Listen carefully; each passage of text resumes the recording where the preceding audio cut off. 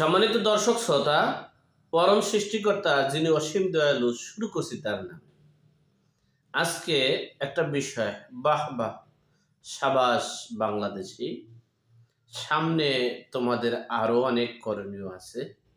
তোমরা কেন এত দ্রুত শহীদ হতে চাও, সে বিষয়ে সংক্ষেপে আলোচনা করছি।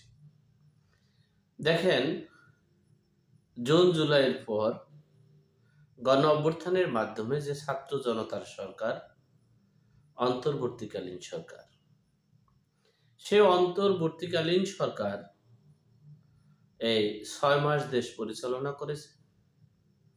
দেশে বিদেশে বিভিন্নভাবে কি কতটুকু সফল হয়েছে, কি করেছে, সবাই অবগত আছে।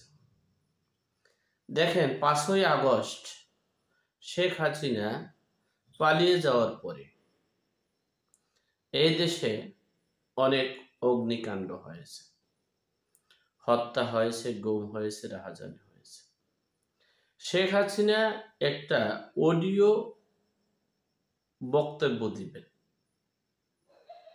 সেই বক্তব্যকে কেন্দ্র করে, অর্থাৎ শেখ হাসিনা একটা বক্তব্য দিবে, আমরা সেই বক্তব্য না শুনলেই তো হয়, কিন্তু সেই বক্তব্যের জন্য আমরা এত বিক্ষোভ করছি কেন, আমরা এত উত্তেজিত কেন, আমরা দেশটাকে ধ্বংসযজ্ঞ করছি কেন?